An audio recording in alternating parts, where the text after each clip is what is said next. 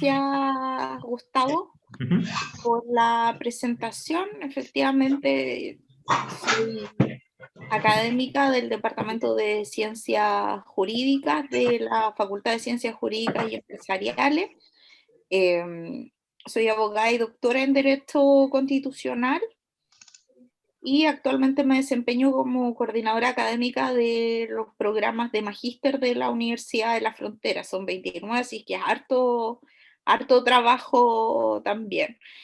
Pero creo que mi función más importante tiene que ver con ser investigadora y por supuesto ser profesora de Derecho Constitucional y particularmente de la asignatura de mis asignaturas regalonas que tienen que ver con derechos fundamentales y también con un electivo de antidiscriminatorio. El día de hoy voy a intentar ajustarme a los tiempos, pero traje una presentación sobre algunos aspectos constitucionales que voy a empezar a compartir ahora.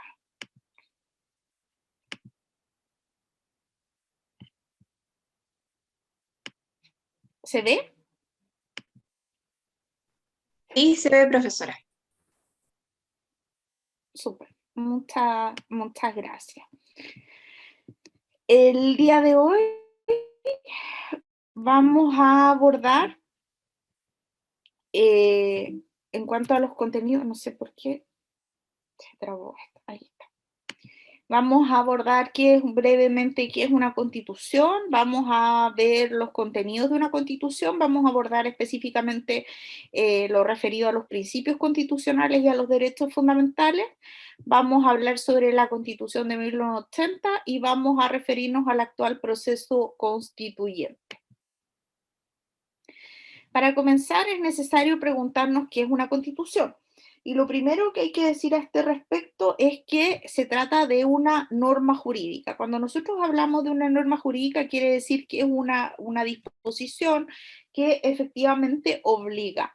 Nuestra constitución y otras, y en sus inicios se denominaban constituciones políticas porque regulaban el poder. ¿Ya? Pero hoy día sabemos, y lo vamos a ir viendo, que las constituciones no solamente regulan el poder, sino también regulan las relaciones que se dan dentro de un estado determinado, ¿ya? Cuando nosotros decimos que la Constitución es una norma jurídica, lo que estamos diciendo es que no es, en último término, una norma programática. No solamente establece lineamientos, sino que los lineamientos que establece o las disposiciones que establece son obligatorias para todas las personas. Su incumplimiento lleva aparejado siempre una consecuencia jurídica, que generalmente va a ser una sanción. En cuanto a su origen histórico, las constituciones se remontan, o el origen histórico se remonta al siglo XVIII, como una lucha contra el absolutismo, es decir, contra un régimen en el cual los gobernantes no obedecían o no tenían ningún tipo de norma jurídica que les regulara. Ya había un Estado absoluto. El origen del constitucionalismo y de las constituciones en general se encuentra sumamente ligado a la existencia del Estado de Derecho, puesto que de alguna manera combaten lo mismo, es decir, esta posibilidad, combaten la posibilidad de que los gobernantes no obedezcan ningún tipo de norma, no tengan ningún tipo de restricción. Ahora, la principal característica de una constitución es su supremacía constitucional. Para entender un poco la supremacía constitucional, tenemos que recordar a un jurista austriaco que se denomina Hans Kelsen. ¿Ya? Él decía que todo el ordenamiento jurídico y de todas las normas que le componen, es decir, las constituciones, las leyes, los decretos, etcétera, se encuentran ordenados jerárquicamente, ¿ya? Y en la cúspide se encuentra la Constitución. Y todas las normas que están más abajo, como las leyes o los decretos, deben necesariamente ir obedeciendo a la que se encuentra en una posición superior. Por lo tanto, las leyes y los decretos necesariamente tienen que ajustarse en cuanto a su forma y a su fondo a la Constitución. ¿ya?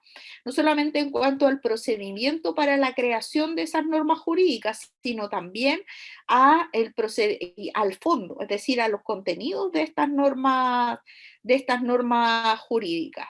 Ahora, si una disposición de jerarquía inferior, como una ley, no respeta la Constitución, esta norma jurídica, perdón, tiene que ser expulsada del ordenamiento jurídico, es decir, no puede regir. Y por eso es que existen ciertos mecanismos para asegurarse esa supremacía constitucional, como por ejemplo la declaración de inconstitucionalidad que realiza en nuestro caso el Tribunal Constitucional. Otra característica importante de las constituciones y que le distingue de las leyes, además de su generalidad, es la duración de las constituciones. Y esta fue una discusión que se planteó hace varios siglos atrás, particularmente entre dos personas, dos juristas que iban a ser con posterioridad presidentes de Estados Unidos de América, que son Jefferson y Madison. La discusión versaba sobre el tiempo que debía regir una constitución. Uno decía que tenía que regir la mayor cantidad de tiempo posible, mientras que el otro señalaba que cada generación tenía derecho a poder tener su propia constitución y por lo tanto las constituciones no debían durar por mucho tiempo.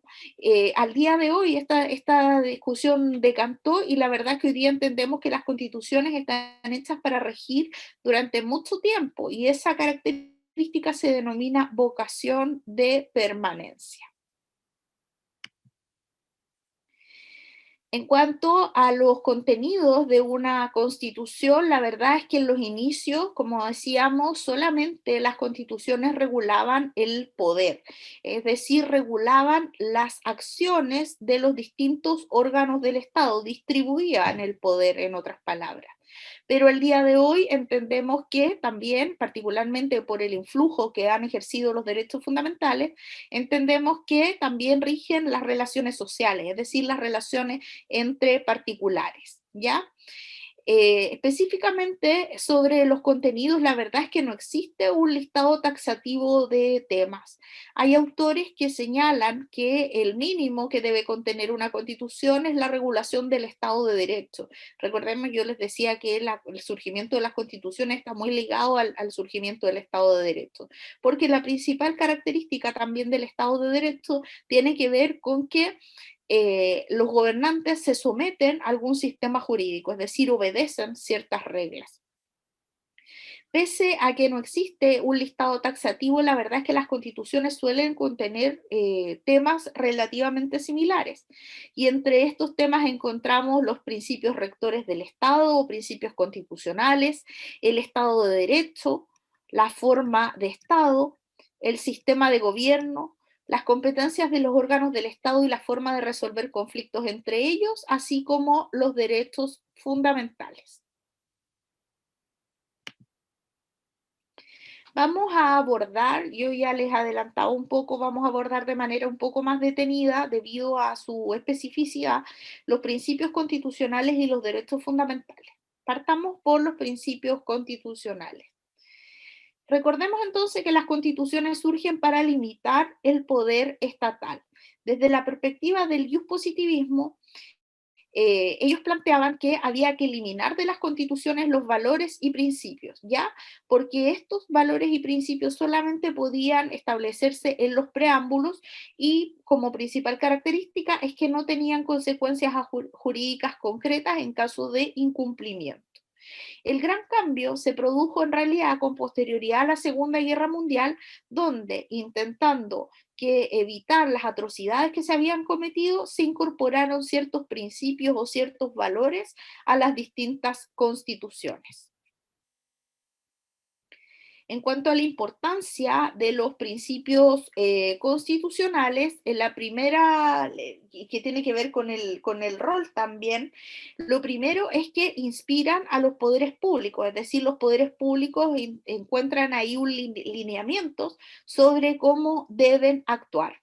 También crean obligaciones para los poderes públicos, particularmente de adoptar leyes o de tener cierto comportamiento. Me estoy refiriendo, por ejemplo, a principios de probidad, en que se obliga a los órganos del Estado a actuar de manera proba o de manera transparente.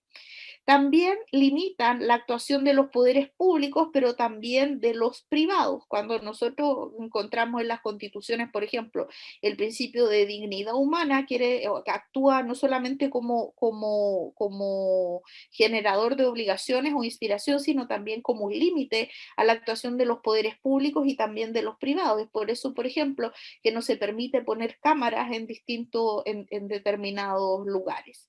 Y por último, pero también de la mayor importancia, colaboran con la interpretación de la Constitución. En cuanto a su ubicación, la verdad es que cada ordenamiento jurídico es libre de escoger los distintos valores y principios que desee y ubicarlos en el lugar que quiera. Pero generalmente las constituciones hoy día suelen dividirse en una parte dogmática y en una parte orgánica. Los principios suelen estar en la parte dogmática y en la parte orgánica se regulan generalmente los procedimientos y las funciones de los distintos órganos del Estado. Nuestra constitución posee, lo vamos a ver, estas dos partes, la parte dogmática y la parte orgánica, donde la parte dogmática se ubica principalmente en los capítulos 1, 2 y 3, y del cuarto al 15 está la parte orgánica. Evidentemente los principios constitucionales también tienen ciertos problemas, ¿ya? Estos problemas suelen ser comunes a los distintos ordenamientos jurídicos. ¿Por qué? Porque los principios son en general instituciones que provienen de una disciplina que es distinta al derecho. Generalmente provienen de la filosofía y por lo tanto eso ha generado algunos problemas. Desde una perspectiva práctica, ya uno de los principales problemas es que no hay mecanismos directos jurisdiccionales de protección en caso de incumplimiento de los valores. Esto quiere decir que no son judicialmente exigibles, ¿ya? Yo podría entender que hay una vulneración, por ejemplo, al principio de libertad o al principio de dignidad establecido en nuestra Constitución, pero salvo que yo lo alegue mediante los derechos, no voy a poder exigir judicialmente que se proteja ese valor. Y también, como ya se puede deducir de lo que yo dije recientemente, hay principios que también son derechos humanos y no se entiende bien cuál es su diferencia. Es decir, por ejemplo, la libertad y la igualdad son valores, pero también en nuestro ordenamiento jurídico y en muchísimos están consagrados también como derechos fundamentales. Entonces no sabemos exactamente cuál es el límite entre uno y otro. No sé si tienen dudas hasta acá o prefieren dejarlas para el final, Yo tengo una duda con lo último. ¿Qué implica que no puedan diferenciarse los principios de los derechos fundamentales? que no vamos a saber exactamente el contenido de un valor, cuál es la diferencia entre un valor y un derecho, y por lo tanto no sabemos exactamente cuando nosotros queremos reclamarlo si estamos reclamando por un valor o por un derecho. ¿Sí? Sí. Ok, gracias. En cuanto a los derechos fundamentales, los derechos fundamentales en cuanto a su origen surgen en las primeras declaraciones de derechos, que son la Declaración de Derechos del Buen Pueblo de Virginia de 1776 y la Declaración de Derechos del Hombre y del Ciudadano de 1789. Estas dos declaraciones, la primera es adoptada en el contexto de independencia de Estados Unidos de América, bueno, en realidad de las colonias que dependían en esa época de Inglaterra, y la segunda en el contexto de la Revolución Francesa, ¿ya? Son declaraciones de corte burgués, eso es lo que señala la mayoría de la doctrina, puesto que tienden a asegurar derechos de primera generación y con un fuerte componente de libertad. Fue con posterioridad a estas declaraciones de derechos que los derechos fundamentales o derechos humanos comienzan a consagrarse en distintas constituciones. Y desde las constituciones pasan a los tratados internacionales, ¿ya? los tratados internacionales, particularmente con posterioridad a la Segunda Guerra Mundial, comenzaron a masificarse y de ese proceso se conoce como internacionalización de los derechos. Se produce entonces una homogeneización o una cierta homogenización en los derechos que se encuentran consagrados y en la forma en que se consagran a través del derecho internacional en las distintas constituciones. Es decir, debido a que los tratados internacionales comienzan a recoger estos derechos fundamentales, los países empiezan a seguir estas tendencias y comienzan a consagrar los mismos derechos fundamentales y en la misma forma o de una forma muy similar a lo menos. Es importante plantearse por qué tenemos derechos fundamentales y aquí hay varias respuestas. No sé si les gustaría a ustedes intentar contestar por qué tenemos derechos fundamentales. ¿Por qué creen ustedes que tenemos derechos fundamentales?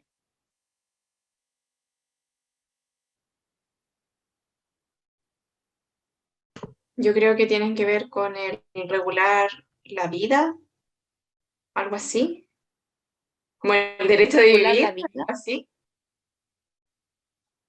para mantener la vida, algo así. Sí, es algo así, creo yo. O de Vale, convivir también, de la convivencia, de la comunidad, de la ciudadanía. muy bien. ¿Alguien más?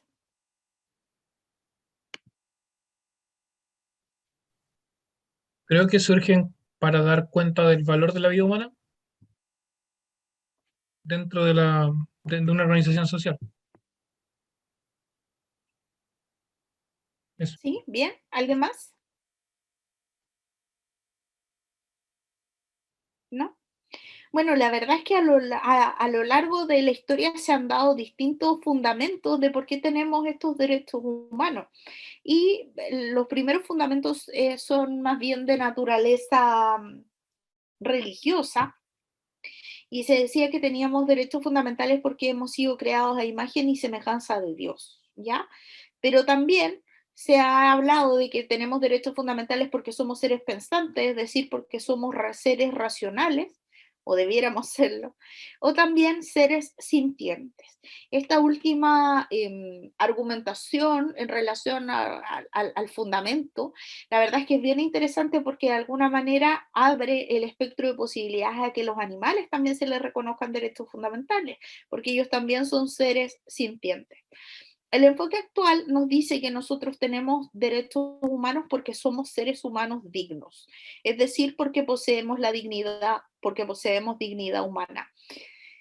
La definición o la concepción más extendida de dignidad humana es la que entiende que los seres, que es un valor y que es kantiana, entiende que los seres humanos poseen un igual valor, ¿ya? Poseen un valor muy grande que no es apreciable en dinero, pero además que es un gran valor. Y eso sería la dignidad humana. Eso implicaría necesariamente, según Kant, que los seres humanos sean tratados siempre como fines en sí mismos y nunca como medios. Ahora, lo que ustedes estaban diciendo efectivamente es correcto y podemos verlo como funciones también de los derechos fundamentales, en el sentido de que nos ayudan de alguna manera a regular la convivencia que existe entre los distintos seres humanos y en último término a sobrevivir. Son un mecanismo que nos ayuda a sobrevivir, porque si no, según diría Hobbes, sería una eterna guerra de todos contra todos. En cuanto a la importancia de los derechos fundamentales, ustedes se estaban refiriendo a eso en el tema del fundamento, pero los derechos fundamentales son una forma de reconocer la igualdad esencial del ser humano, es decir, que todos los seres humanos, independientemente de las características que tengamos, tenemos un valor que es igual y por lo tanto tenemos un tipo de igualdad esencial entre nosotros.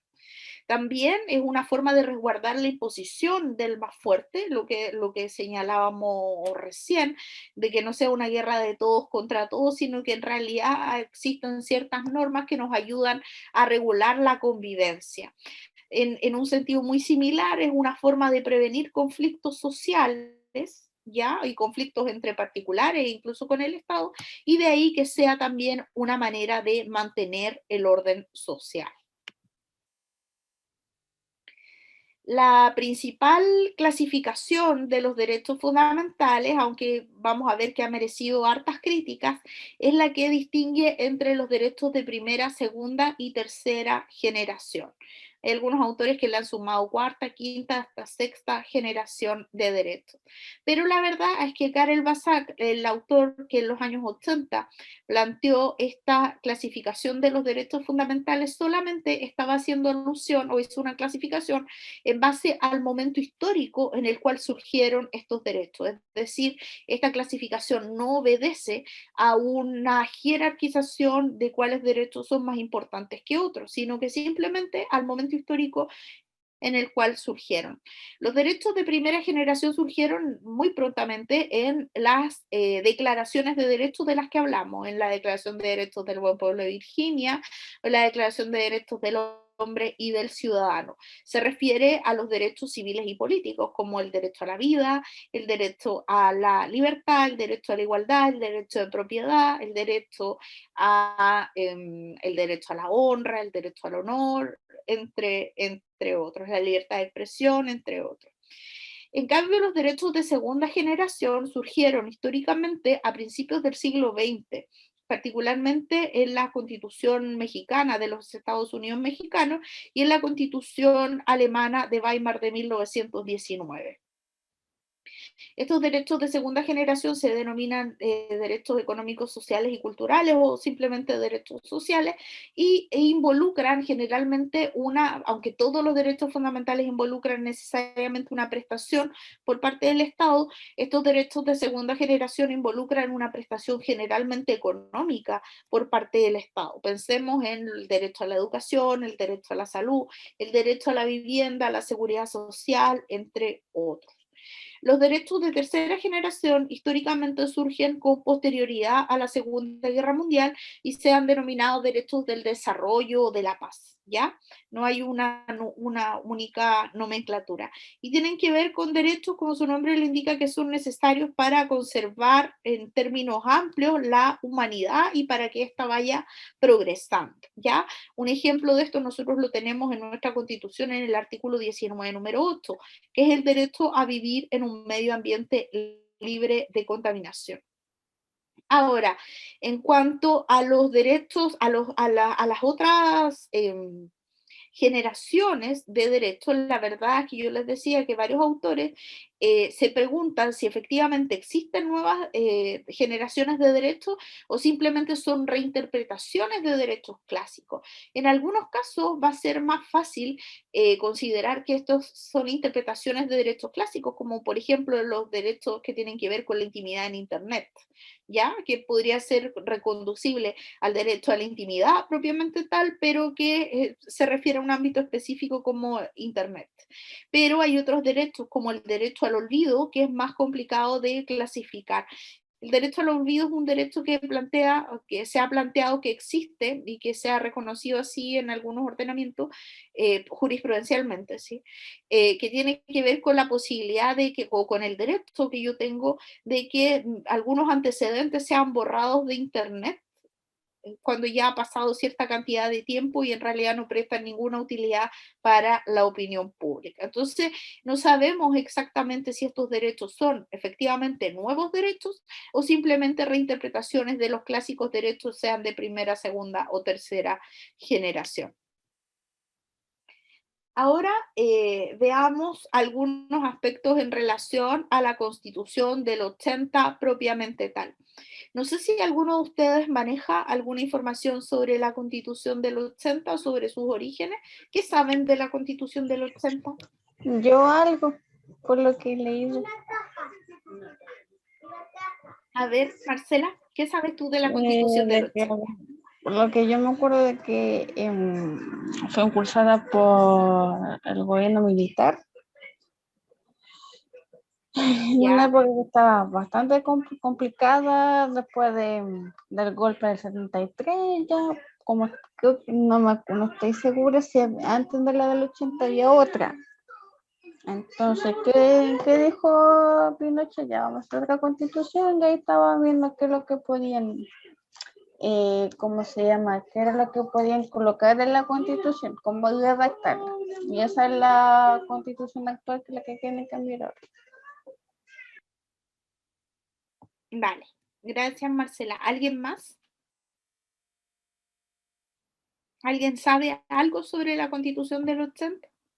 Sí, fue redactada en alguna parte por una comisión, la comisión Ortúzar que se llama, la cual integraban académicos y personas también afines a la dictadura. Y el año 2005, Ricardo Lagos le hizo reformas en partes importantes donde se eliminan los senadores designados, se reduce el periodo presidencial.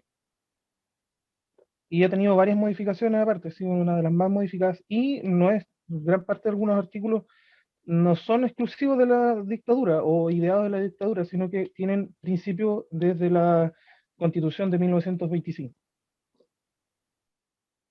Vale, muchas gracias. ¿Alguien más quiere aportar algún otro dato sobre la Constitución del 80? Sí, producto de la misma comisión que nombraba el compañero acá, se plantea reestructurar las relaciones económicas y sociales del Estado con la gente y entre la gente, eh, para enfocarla más a lo que sería un sistema de libre mercado, cosa que la Constitución de 1925 no había tocado, y que entre otras cosas surge como respuesta a los procesos de expropiación vividos en las décadas anteriores y al surgimiento de la filosofía del neoliberalismo. Eso. Vale, gracias. ¿Alguien más?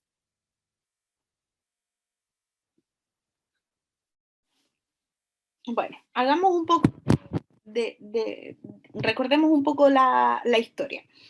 La verdad es que prontamente, ya el 73, incluso la Junta Militar, estamos en plena época de dictadura, la Junta Militar designó una comisión que se llama Comisión de Estudio, o que se llamaba Comisión de Estudios de la Nueva Constitución, y que es conocida popularmente como Comisión Ortúzar, para redactar no una constitución, sino un anteproyecto de constitución, ¿ya?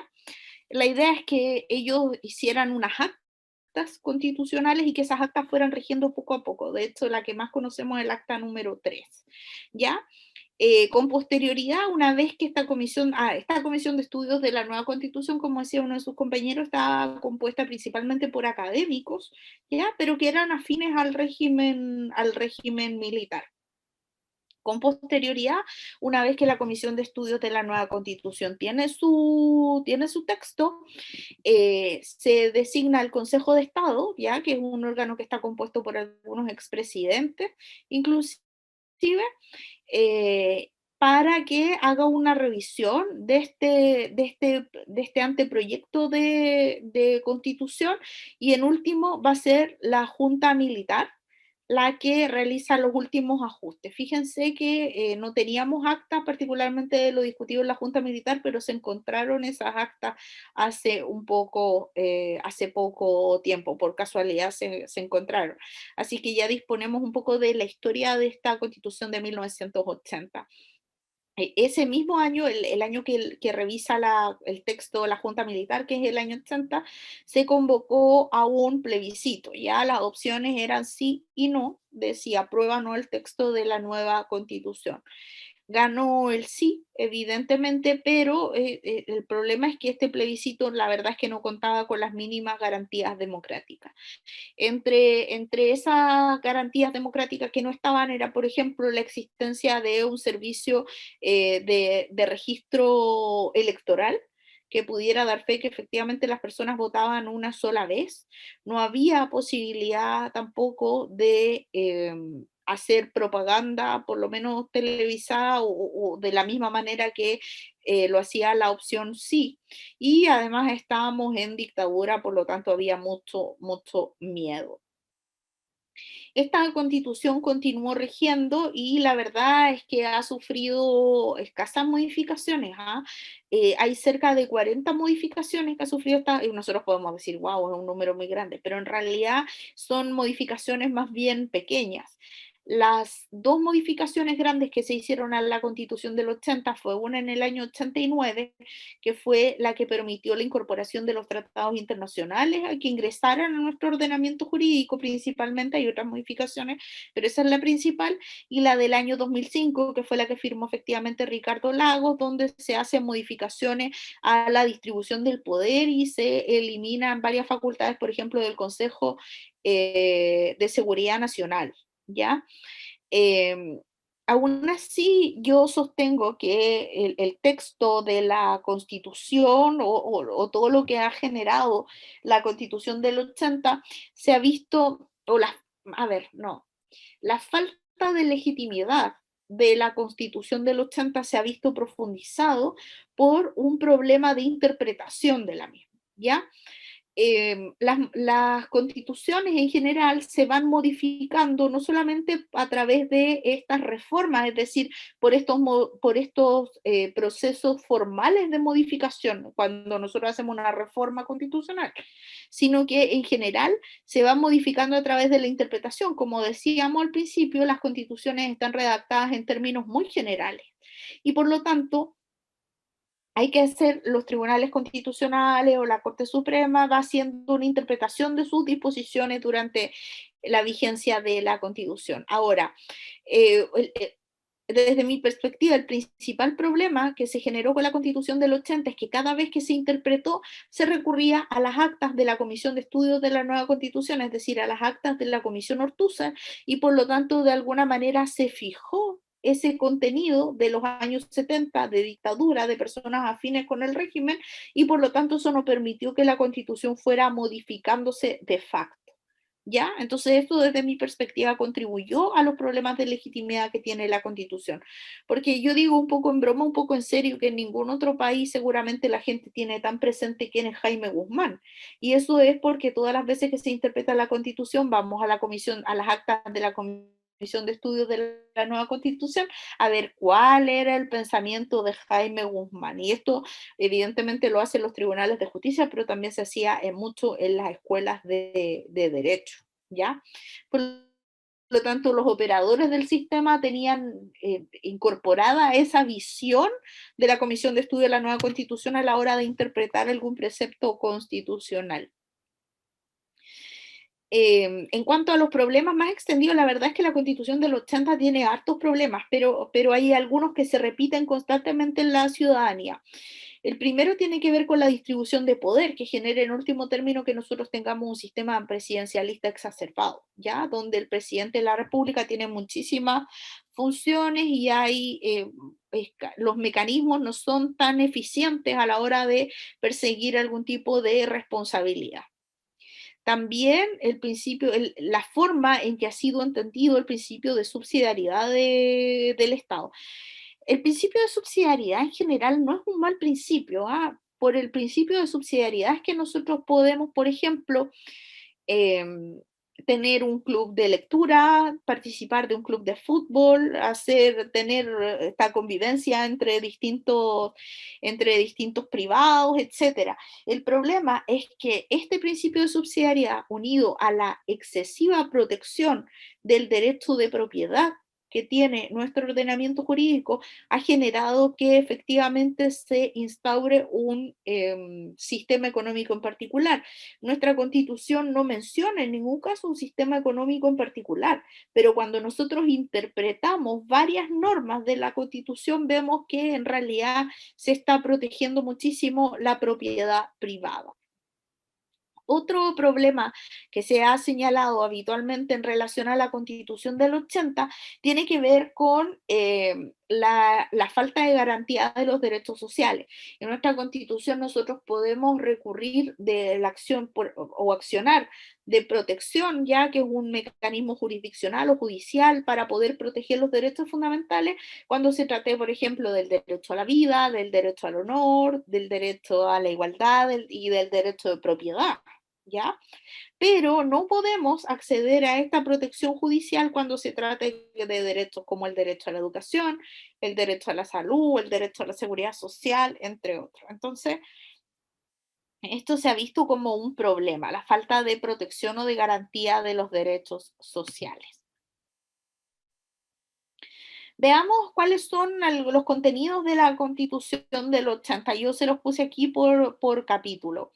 El capítulo 1 son las bases de la institucionalidad y ahí hay consagrados generalmente principios, forma de Estado, forma de gobierno, los principios constitucionales, ya se los había dicho, los emblemas de la nación, la consagración del Estado de Derecho, los principios de transparencia, hay algunas normas sobre terrorismo, etcétera. El capítulo 2 hace alusión a la nacionalidad y la ciudadanía, particularmente a cómo se obtiene, cómo se pierde y cómo se ejerce la nacionalidad y la ciudadanía. El capítulo 3 habla sobre los derechos y deberes constitucionales, particularmente se refiere a establece el catálogo de derechos que asegura la Constitución y la forma judicial de resguardar esos derechos. Particularmente establece el recurso de protección y el recurso de amparo. El capítulo 4 se refiere al gobierno, es decir, a la labor que cumple en nuestro ordenamiento jurídico el presidente de la República, cuáles son sus funciones, entre otras. El capítulo 5 se refiere al Congreso Nacional, es decir, a la Cámara de Diputados y al Senado. El capítulo 6 se refiere al Poder Judicial y establece no solamente la composición, sino cuáles van a ser los principios del Poder Judicial. El capítulo 7 se refiere al Ministerio Público, es decir, a la Fiscalía. El capítulo 8 se refiere al Tribunal Constitucional, el capítulo 9 al servicio electoral y a la justicia electoral, que tiene que ver con todo lo que se encarga de las elecciones del país. El artículo 10 habla sobre la Contraloría General de la República, que es este organismo que se encarga de velar por la constitucionalidad y la legalidad de los actos del Estado, de los organismos del Estado. El capítulo 11 habla sobre las Fuerzas Armadas de Orden y Seguridad Pública, es decir, no solamente sobre las Fuerzas Armadas, sino también sobre carabineros. El capítulo 12 se refiere al Consejo de Seguridad Nacional, este órgano que fue profundamente modificado en la reforma del año 2005. El 13 se refiere al Banco Central. El 14 al gobierno y administración interior del Estado, intendentes, ya no intendentes, pero gobernadores, delegados, etcétera. Y el capítulo 15 se refiere a la reforma constitucional. Nos vamos a volver a referir particularmente a este capítulo 15 cuando hablemos del actual proceso constituyente en el cual nos encontramos inmersos. En cuanto a los contenidos de nuestra Constitución, me quiero referir, como fue lo que vimos al principio, a los principios y los derechos fundamentales. Quiero contarles un poco cuáles son los principios que están establecidos en nuestro ordenamiento jurídico. Los principios constitucionales principalmente están establecidos en el artículo 1 de la Constitución y son la libertad, la igualdad y la dignidad humana, la familia como núcleo fundamental de la sociedad, el reconocimiento y amparo de los grupos intermedios, particularmente de su autonomía, y aquí es donde está consagrado el principio de subsidiariedad del Estado. Está consagrada también la finalidad del Estado, que es promover el bien común, entendido como contribuir a crear como las condiciones materiales, como las condiciones sociales que permitan a todos y cada uno de los integrantes de la comunidad nacional su mayor realización espiritual y material posible. Está consagrado el principio de servicialidad del Estado, es decir, que el Estado está al servicio de la persona humana y no la persona al servicio del Estado. Y también hay consagrados deberes del Estado. Estos deberes del Estado son resguardar la seguridad nacional, dar protección a la población y a la familia, así como propender al fortalecimiento de esta, promover la integración armónica de todos los sectores de la nación y asegurar el derecho de las personas a participar con igualdad de oportunidades en la vida nacional. Estos dos últimos aspectos, estos últimos deberes han sido considerados como la consagración de la igualdad material.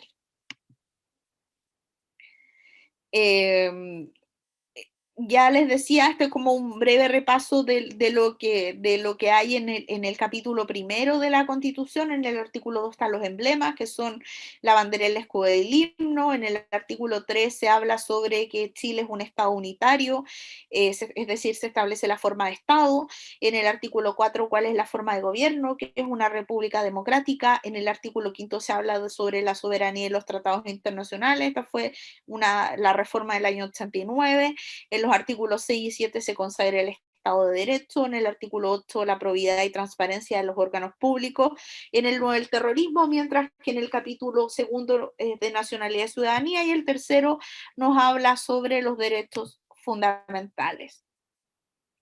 En cuanto a la consagración nacional de los derechos fundamentales, si nosotros queremos saber exactamente qué derechos fundamentales tenemos, la verdad es que lo primero que tenemos que saber es que no existe una única norma que consagre todos los derechos. Estos derechos fundamentales entonces los vamos a encontrar en tratados internacionales, en leyes, en decretos incluso, pero principalmente en la Constitución.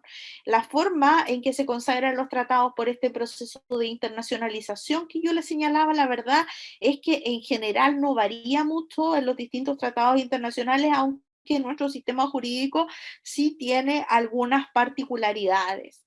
Los derechos constitucionales, los derechos fundamentales de nuestro ordenamiento jurídico, la verdad es que están en distintos números, ya, pero pues, principalmente se concentran en el artículo 19 de la Constitución. Digo que están en distintos números porque, por ejemplo, en el capítulo de nacionalidad y ciudadanía es donde se establece el derecho al sufragio, las condiciones para poder ejercer el derecho al sufragio, activo y pasivo. Y la verdad es que eso no está en el artículo 19. Pero este artículo 19 señala los derechos o algunos de los derechos que están consagrados, como por ejemplo el derecho a la vida, a la integridad, que sea física o psíquica, el derecho a la igualdad, el derecho al debido proceso, a la vida privada, a la honra, a la inviolabilidad del hogar y las comunicaciones, la libertad de culto, la libertad personal, a vivir en un medio ambiente libre de contaminación, el derecho a la salud, a la educación, el derecho preferente deber de los padres de educar a sus hijos, la libertad de enseñanza, de información y de opinión, el derecho de reunión, el derecho de petición, el derecho de asociación, la libertad de trabajo, el derecho a la admisión en todas las funciones públicas y empleos públicos, el derecho a sindicarse, el derecho a la igual repartición de tributos, el derecho a desarrollar cualquier actividad económica, el derecho a la no discriminación en materias económicas, el derecho a la adquisición de bienes, el derecho a la propiedad y el derecho a la propiedad intelectual. Esos son los derechos que se encuentran consagrados en el artículo 19 de la Constitución. ¿Tienen alguna duda hasta acá?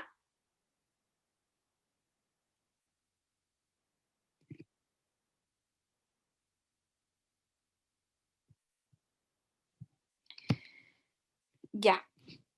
En cuanto ahora corresponde que veamos, que nos refiramos al actual proceso constituyente que estamos viviendo. Como ustedes saben, el origen de este proceso constituyente es la revuelta social que se produjo en octubre del año 2019. El 15 de noviembre, en la madrugada, se encontró una vía institucional para dar salida a este descontento a través de la posibilidad de que tuviéramos una nueva constitución. Este acuerdo del 15 de noviembre se materializó en una reforma a la Constitución, particularmente al capítulo 15, que se refiere a la reforma constitucional, es decir, que nosotros hoy día tengamos o vayamos a tener eventualmente una nueva constitución, se debe a, en términos jurídicos, se debe a que se modificó el capítulo 15 de la Constitución, puesto que no se permitía un sistema como el que hoy día estamos, por el que estamos transitando para tener una nueva constitución. Recordemos que además de los quórum altísimos de modificación, la verdad es que una reforma a la constitución se realizaba o se realiza, salvo esta excepción que nosotros tenemos, a través de un procedimiento muy similar para adoptar unas leyes, las leyes donde participa eventualmente el presidente de la República, pero principalmente el Congreso. aquí hay una gráfica del actual proceso constituyente. Recordemos que el 25 de octubre se hizo el plebiscito nacional, o más conocido como plebiscito de entrada. En ese caso se entregaron dos papeletas, una que decía apruebo y la otra rechazo, a empezar este proceso constituyente, y una segunda papeleta que establecía si el sistema o el mecanismo por el cual se quería llegar a esta nueva constitución, que podía ser una convención mixta que tenía 172 miembros y donde habían 86 ciudadanos electos y 86 elegidos por el Congreso, miembros del Congreso, o una constitución o una convención constitucional que tenía 155 miembros y donde el 100% de ellos era elegido por la ciudadanía. Recordemos que por cerca de un 80% gana la opción apruebo y gana también la opción convención constitucional. En esta gráfica aparece que la elección de los constituyentes fue en abril, pero recordemos que se aplazó hasta mayo. Se acordó en ese caso que o sea, no se acordó, esto está establecido en el mismo texto constitucional, que se iba a trabajar desde una página en blanco, es decir, que se iba a redactar completamente una nueva constitución, no se iba a tener como base la constitución del 80, ni sobre los temas que no se llegara a acuerdo se iba a continuar rigiendo la constitución del 80, sino que esto fue una hoja en blanco y solamente en la misma constitución se establecieron algunos temas que los vamos a ver, sobre los cuales no se puede pronunciar la convención, que no son modificables, ¿ya? El plazo que se le entregó por la constitución a través de esta modificación al capítulo 15 de la constitución, se le entregó a la convención un plazo de 9 meses extensibles por una sola vez, para redactar una nueva constitución. Con posterioridad a que se entrega el proyecto de constitución, la convención se disuelve. Y este proceso finaliza ya con un plebiscito ratificatorio o plebiscito de salida, donde van a existir dos opciones nuevamente: apruebo el nuevo texto constitucional o rechazo, ¿ya? Si gana la opción apruebo, va a comenzar a regir la nueva constitución, mientras que si gana la opción rechazo, lo que va a ocurrir es que va a seguir rigiendo la constitución del 80 como durante todo este tiempo que nos encontramos inmersos en este proceso constitucional. Recordemos asimismo que este es un proceso inédito desde varias perspectivas, no solamente por el origen, sino principalmente porque la Convención Constitucional es una convención constitucional paritaria, es decir, tiene un número similar de hombres y mujeres, y también porque existen 17 escaños reservados para los pueblos indígenas. En cuanto a la regulación constitucional, es decir, qué es lo que dice la Constitución respecto de esto, es que recordemos que la Convención solo tiene mandato para redactar una nueva Constitución, no se puede arrogar poderes que no le corresponden. Esta reforma a la Constitución estableció también algunos plazos, los plazos de funcionamiento, ya que, como decíamos, es de 9 meses y de 3 meses, con una prórroga de 3 meses. Estableció un quórum de 2/3 para fijar el texto de la Constitución y también estableció algunas materias que no se pueden modificar, particularmente el carácter republicano de nuestro ordenamiento jurídico, que sea un sistema democrático, que se pueda de alguna manera modificar las sentencias judiciales firmes o ejecutoriadas, y tampoco los tratados internacionales que se encuentran vigentes. Estos temas de que existan materias que no se pueden modificar, la verdad es que fue bastante comentado entre distintas personas, porque eso de las personas, o algunas personas, decían que en realidad no era una nueva constitución, porque no había en realidad una hoja en blanco, porque hay temas sobre los cuales no se pueden pronunciar. Pero en realidad, si nosotros pensamos, son son temas que en realidad tienen más que ver con la existencia del Estado de Derecho. Si nosotros pensamos, por ejemplo, de qué manera se podría afectar el carácter republicano de nuestro país si se estableciera una monarquía, yo creo que nadie está en condiciones de sostener que Chile quiere ser una monarquía. o de qué manera se puede modificar el sistema democrático, estableciendo que nosotros queremos tener un sistema que es dictatorial o que es totalitario, y tampoco es algo que queramos.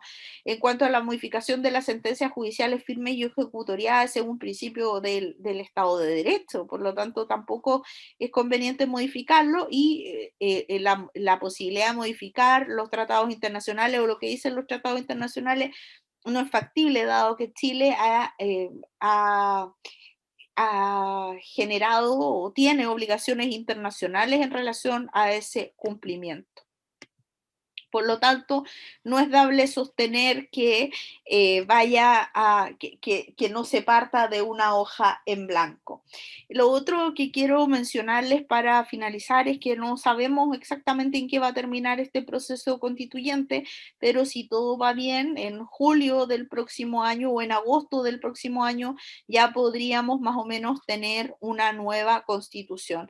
En caso, como les decía, de que el plebiscito de salida o el plebiscito ratificatorio señale que las personas no rechazan el nuevo texto constitucional, nos encontraríamos dentro de la paradoja de que todo este proceso constitucional que se ha vivido, la verdad es que no serviría para nada, porque en último término continuaría rigiendo la Constitución de 1980. Eso es todo por mi parte. Muchas gracias.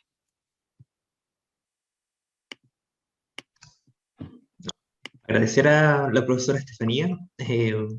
Hay un aporte muy significativo, sin duda, a la formación que se está otorgando, el carácter que tiene este curso.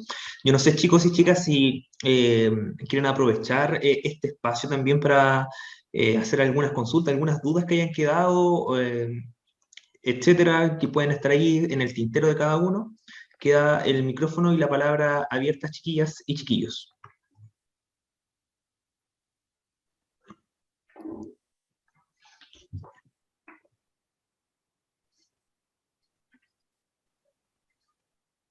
No sean tímidos, chiquillos, sí. Ya hemos avanzado un poco en, en los espacios de, entre comillas, de confianza.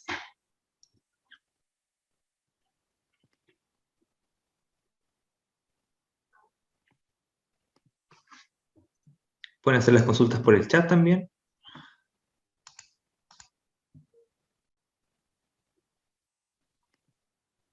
Bueno, quizás en vez de consultas podría, o que ellos hagan, quizás podría hacer yo algunas consultas. ¿Qué piensan ustedes que va a pasar con este proceso constituyente? ¿Cómo lo visualizan ustedes? Porque hay varias opiniones encontradas. Hay gente que está muy entusiasmada con este proceso y hay otras personas que están más bien desencantadas. Incluso yo he visto personas que habían ido por el apruebo y ya a esta altura están pensando que independientemente del texto van a rechazarlo.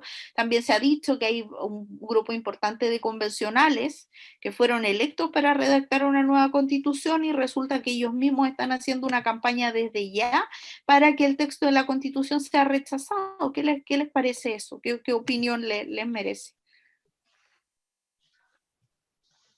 Respecto a eso mismo, estaba formulando una pregunta que no supe cómo formular, eh, por este mismo hecho de que no existe todavía un consenso o una película clara de qué o cuál va a ser el resultado del proceso constituyente.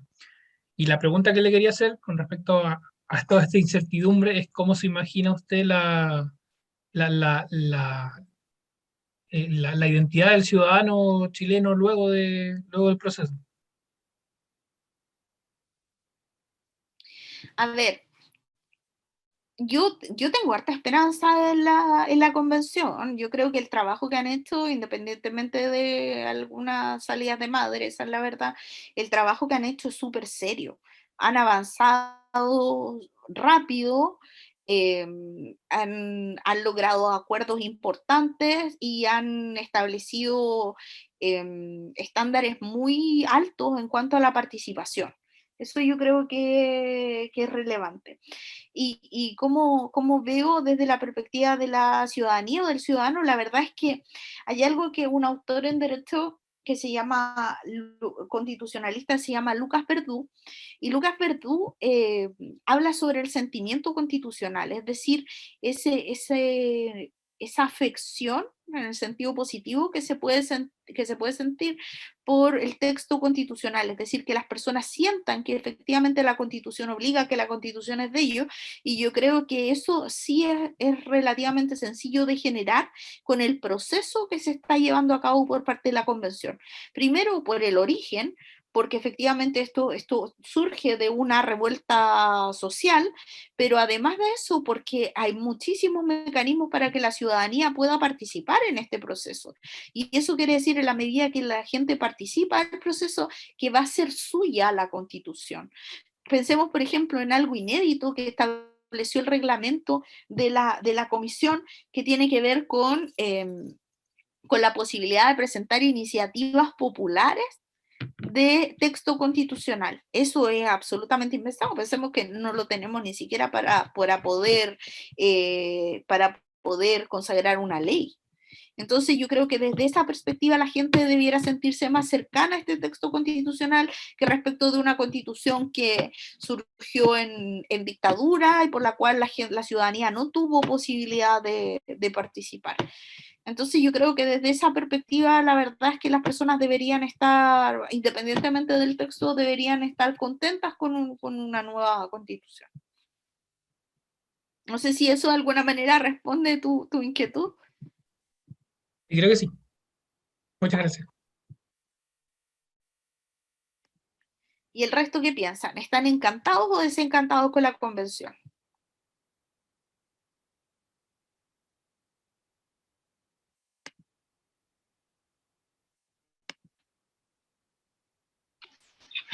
Hola, profe, ¿cómo está? Victoria, hola, ¿qué tal? Hola, sí, aprovecho de agradecerle por estar aquí en el curso y de saludarla después de tanto tiempo.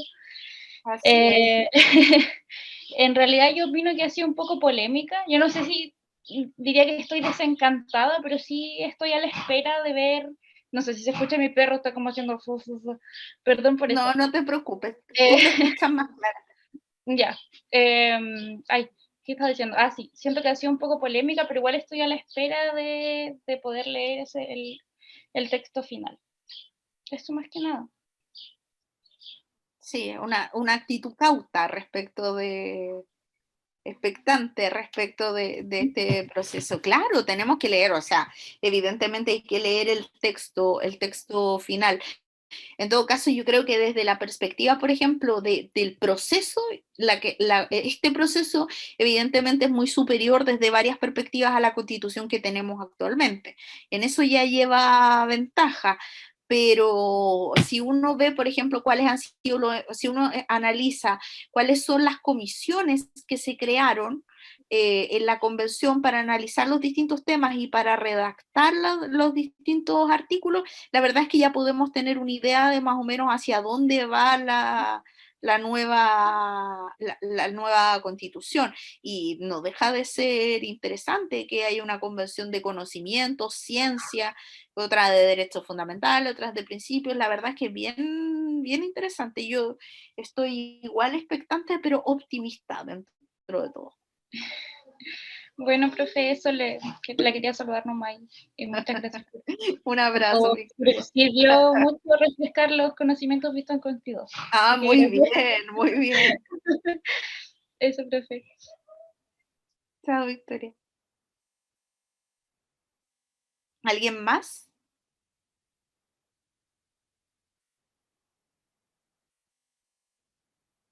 Igual agradecer la instancia porque yo algo tenía conocimiento de derecho, tuve derecho de familia, entonces el profe algo me había dado antecedente.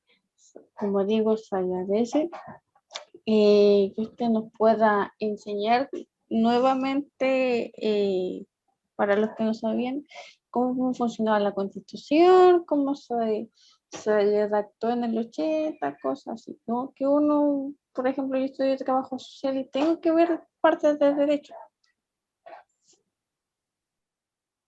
Súper, Marcela. Gracias por prestar atención.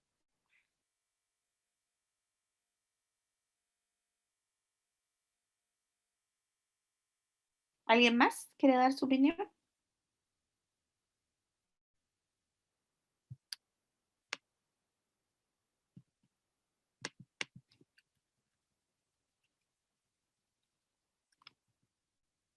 A ver, los ciudadanos y ciudadanas activos y activas.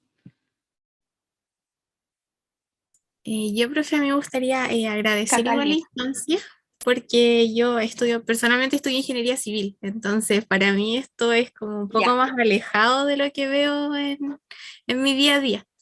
Entonces agradecerlo, y yo personalmente igual estoy encantada con o sea, como con la posibilidad de esta nueva constitución, personalmente porque más que nada por la apertura que hubo hacia como que pudieran participar personas de pueblo originario, porque yo soy mapuche, entonces esa oportunidad para mí fue como me hizo muy feliz que se abriera esa oportunidad, porque para mí, desde mi perspectiva, los pueblos originarios están como que fueron así como de alguna forma relegados de algunos procesos, y que en esta oportunidad tengan como la oportunidad de participar, me pone muy contenta.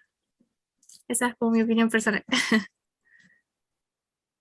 Gracias, Catalina. Bueno, efectivamente, la verdad es que es algo súper inédito que participen los pueblos originarios y que también tengamos un sistema paritario. La verdad es que eso no lo tenemos en ninguna otra instancia gubernamental, así que esto es súper relevante. Y fíjense ustedes que ya me han tocado dar varias charlas para distintos lugares del mundo sobre qué está ocurriendo desde la perspectiva constitucional en Chile, porque están todos súper atentos viendo nuestro proceso, porque cosas que no se pensaban, Chile es un país relativamente conservador en varias cosas. La verdad es que tener escaños reservados y tener paridad dentro de la convención es todo un acontecimiento, no solamente desde la perspectiva chilena, sino también para otros países que han redactado de maneras distintas las constituciones.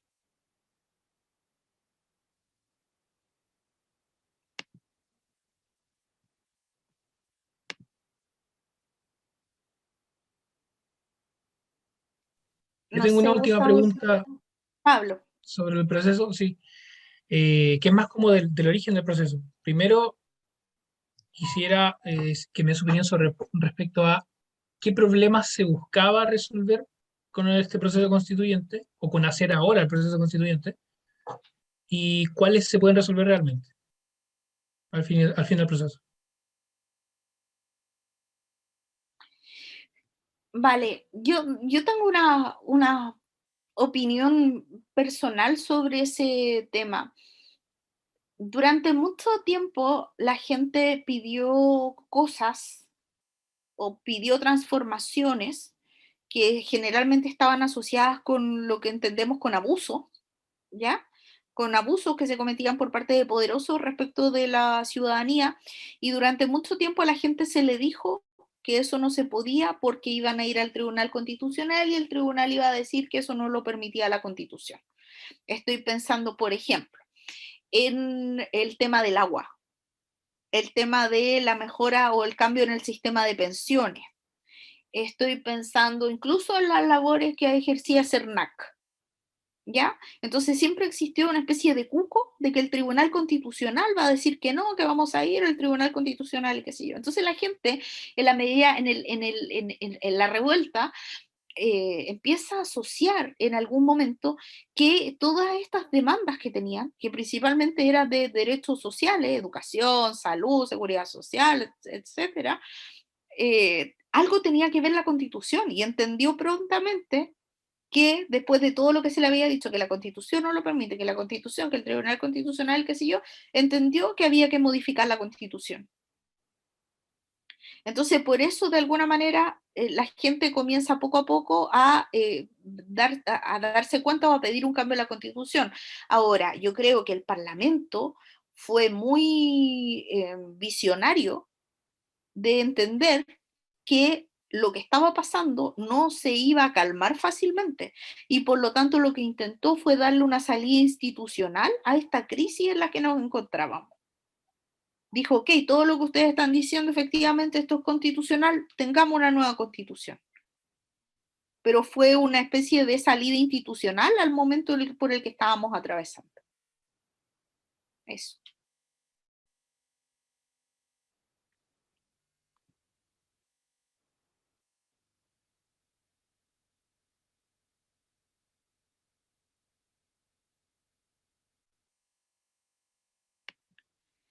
No sé si alguien más quiere decir alguna cosa o ya le pedimos a Gustavo que vayamos cerrando como ustedes quieran.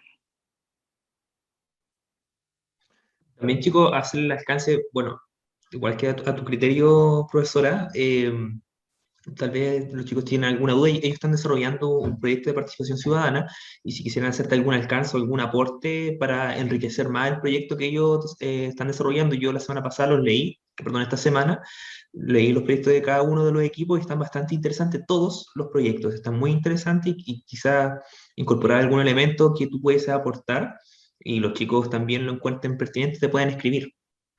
También no sé si existe esa opción. Sí, claro, mi correo es estefanía.esparza@ufrontera.cl. Es mi nombre, es como son los correos de sus profes de la UFRO. Sí. Marcela está levantando la mano. Marcela, adelante. Profe, nosotros teníamos un compañero que se llamaba Eric y que se retiró del curso, estaba con nosotros en el proyecto, así que vamos a seguir con la otra chica. Ya, no, yo no. Eso, gracias por avisarme, pero lo vemos posterior a la sesión. Ya, Gracias, bueno. Marcela.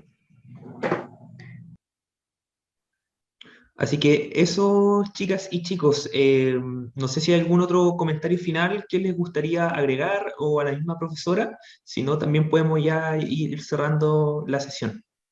Queda el micrófono abierto.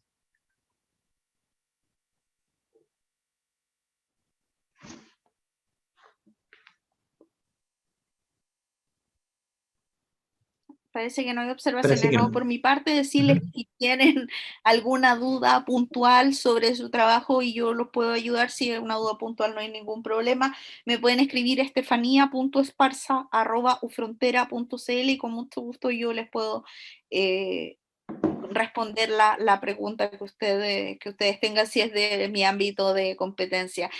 Agradecer a Gustavo la invitación, ha sido un momento de conversación bien grato y espero que efectivamente este curso en general y la clase en particular que me tocó realizar a mí sea de provecho, de utilidad para ustedes en este curso sobre ciudadanía activa. Así que muchas gracias. Sí, sumarme un poco, tomar un poco de tus mismas palabras, Estefanía, y devolverte el agradecimiento.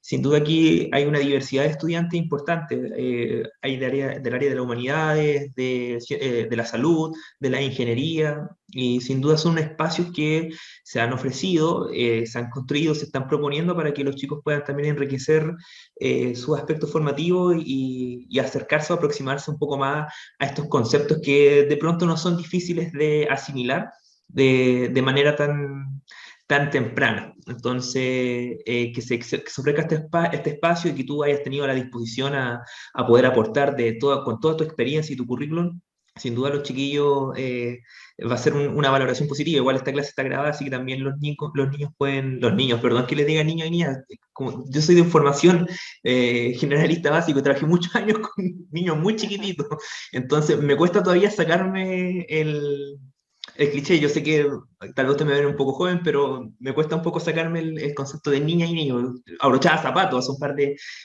años atrás, así que entonces es por eso, chiquillos. Pero en el fondo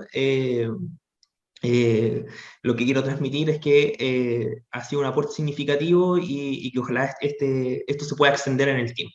Este es un curso piloto y ojalá lo podamos también establecer como un aspecto más formativo dentro de las mallas curriculares de cada una de las carreras de la Universidad de la Frontera. Así que agradecer, chiquillas y chiquillos, quedan en libertad de acción.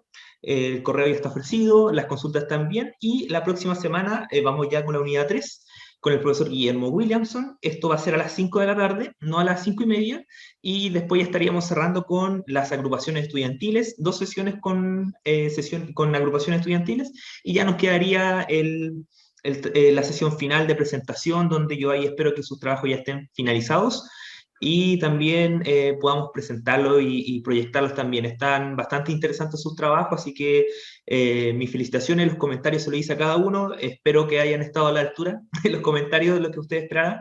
Si no, también pueden hacerme llegar la queja, la retroalimentación también es bienvenida hacia mi persona. Así que eso, chiquillas y chiquillos, que tengan un buen descanso, una buena tarde, una rica once. Lo único que le voy a pedir a Estefanía, si serías tan amable de quedarte unos 2 minutitos, por favor, después de que se Quedó, retiren no hay los chiquillos. problema. Así que eso. Vale, Nos chao, que vemos, tengan chiquillas, una buena chiquillos, que tarde. estén bien. Nos vemos. Chao, chao. Chao. Chao, profe. Chao, chao, profe.